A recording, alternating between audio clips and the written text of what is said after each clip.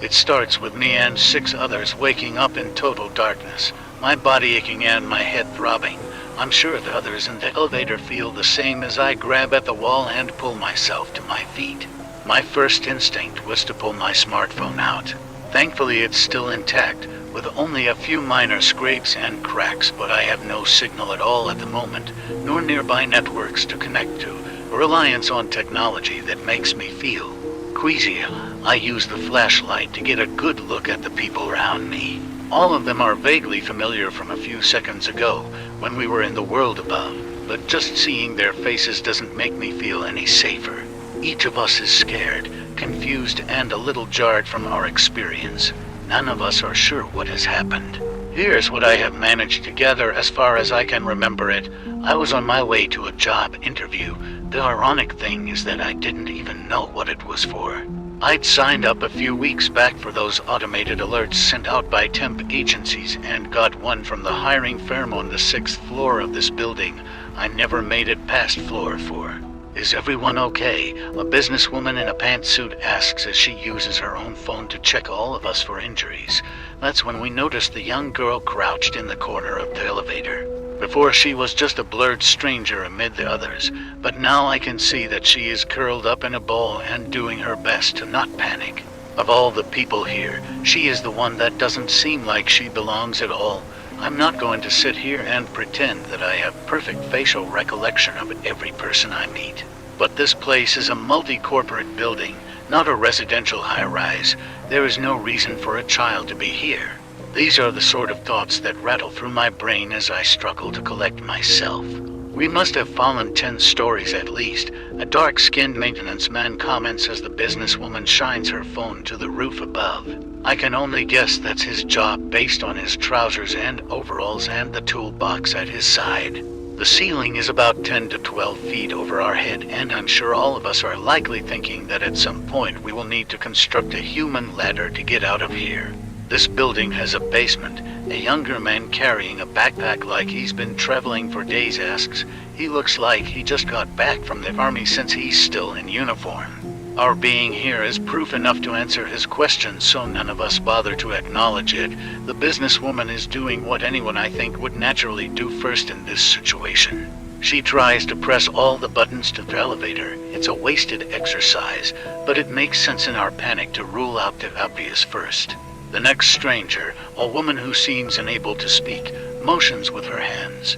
I realize she is using American Sign Language, but I haven't a clue what she is saying.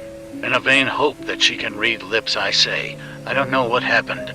I am the one who tries the emergency phone, but it too is dead. Surprisingly, my own phone works and for a moment, but I don't seize the opportunity and the signal is gone.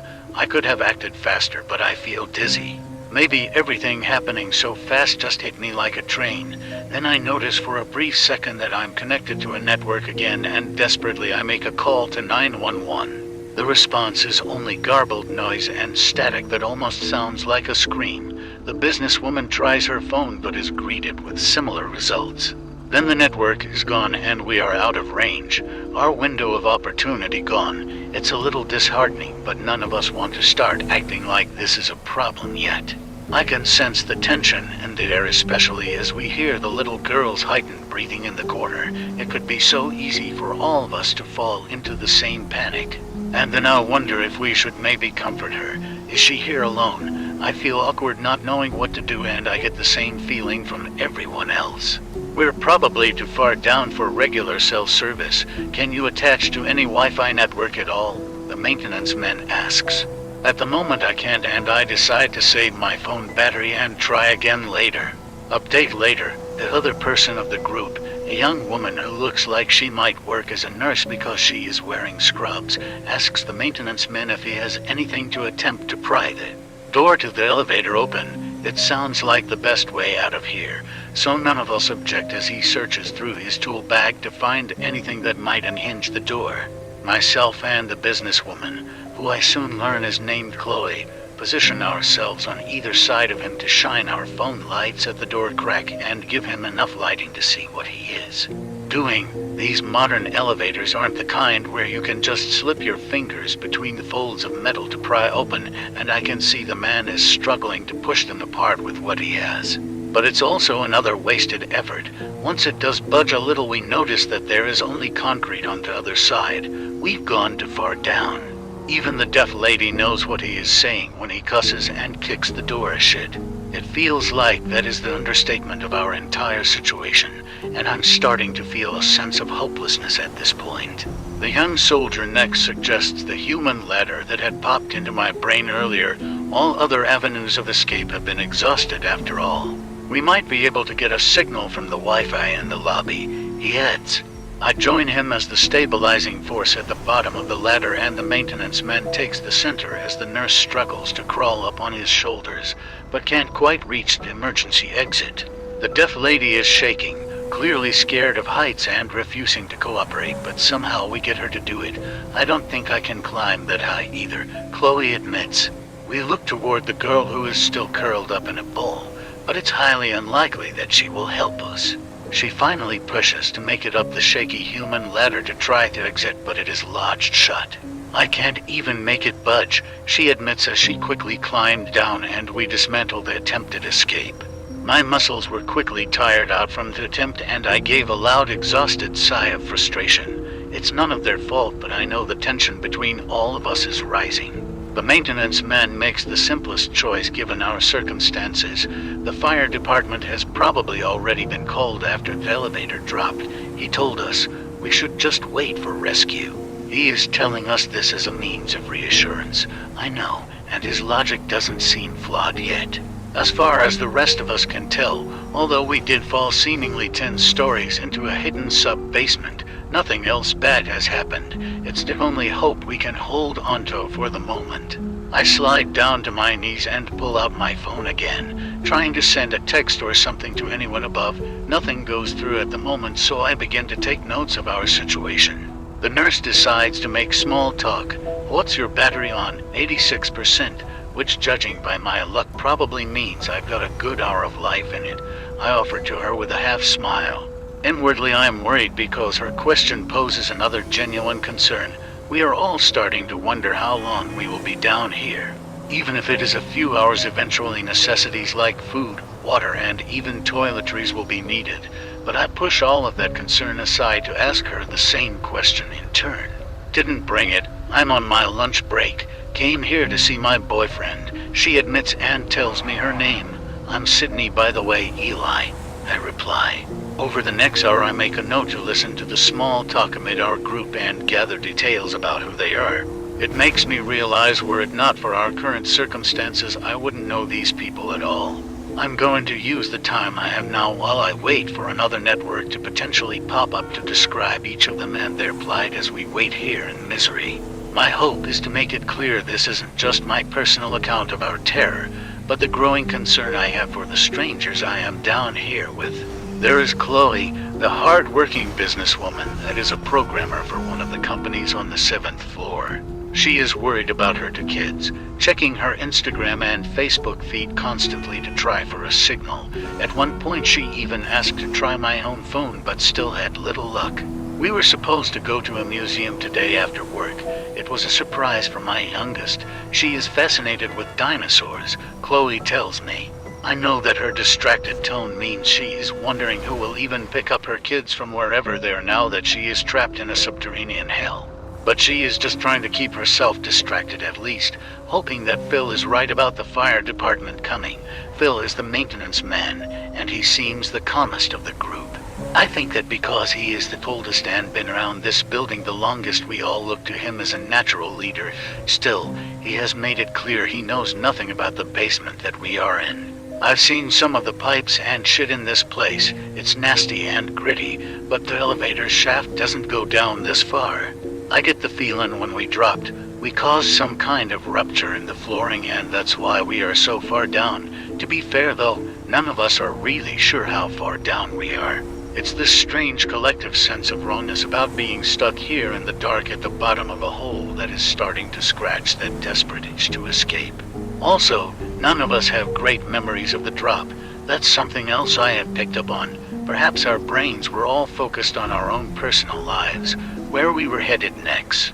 Not concerned with whatever fate was about to throw at us, or the trauma of the fall has caused our bodies to cover those memories. The deaf woman has written her name in a journal she keeps. Amanda, age 23. Apparently she works as a translator. This makes me feel a little more comfortable to know at least she isn't completely in the dark, but her other scribbled question has me worried. What is in the backpack? I give a glance to the young soldier whose eyes are darting around the room constantly. I don't think we want to know, I admitted and then erased what I wrote before anyone else could read it. I shouldn't be feeding any tension. I'm in shock and this situation isn't getting any better. All of us are experiencing post-traumatic stress. That seems to be what has happened to the girl in the corner. Chloe made an attempt to talk to her, only causing the poor girl to wail. I worry for her the most. How she got here and how to keep her safe seem to be unknowns at this point, but all of us feel certain that if we can't calm her down, things will get a lot worse. Especially if my guess about the other stranger is right, the fidgety young army private, who hasn't really bothered to talk to anyone since we all woke from the fall. He keeps checking his watch, tapping his right foot in the tiny elevator we are all trapped in and clutching his backpack. If he was trying to hide whatever secret he was carrying, it wasn't working. Everything he was doing gave me anxiety and therefore he is the one that makes me concerned about our safety. Is he going to snap? Is he wondering if any of us can be trusted? Is he able to be trusted? I've seen paranoia like his spread quickly in larger crowds. Trapped here in the dark with no idea if we are being rescued, it made me feel sick to my stomach to imagine what he might be capable of. Right past the second-hour mark, he's the one who voices his paranoia, almost predictably. No one is going to find us here, he says. I've managed to send out a few texts, but nothing is coming back on my end. We might only have a signal strong enough to send an SOS. When that network comes back on, I could get to my Reddit account. Chloe tells us. I decide to use that to document these notes via uploads, and she offers me her uploads. Maybe someone out there on the big World Wide Web will help. Phil keeps reiterating the need to keep calm, but the paranoia soldier isn't hearing him. He is sure something has caused all of this. Aren't any of you a bit concerned that we all have a jumbled memory of the fall? Doesn't that bother any of you? He snarled. You're thinking it wasn't an accident, Sydney said. It's the only explanation that makes sense. That's why rescue isn't coming. Because this is some sick social experiment, he said, trying to sound like he had just made some profound revelation. All of us are too nervous to even argue him. I know that trying to break someone of their paranoia is an uphill battle, and usually most of us don't worry about doing so. Our circumstances shouldn't allow tension to become worse, so we remain silent. But he still isn't happy with that. Convinced our quiet means that we are complying with whatever dark forces he believes are oppressing us. Just look at this kid. She's been in a near panicked state since we got here, heck. I don't even think she was here before, he said. His words are now sounding like a conspiracy. It's making the rest of us nervous and scared all over again. Just sit back and wait, pal. Help is on the way, Phil said. Then Phil made the biggest mistake of his life, placing his hand on the young man's shoulder for a sign of respect and reassurance. He reacts with anger I could see coming a mile away and pushes Phil back. Don't touch me, old man. For all we know, you could have sabotaged the elevator, he snarls. His sudden outburst causes the maintenance man to stumble backwards and slam into the wall. Then all of us heard this guttural shrieking noise from beyond our metallic prison. Amanda reacts to our own facial expressions and stands up, trying to figure out what is going on. Frozen in place as it reverberates through the walls of the elevator, we all can't help but to look at each other in the darkness that our eyes have somewhat adjusted to. It doesn't sound like any living thing I have ever heard before. Then at last the noise dies down and the shaking stops and we are in silence and dread again. What the hell was that? Sydney asked, barely forming the words. The young girl is showing her face for the first time, looking toward us with fear and worry. Then she speaks words that I will never forget. It's awake.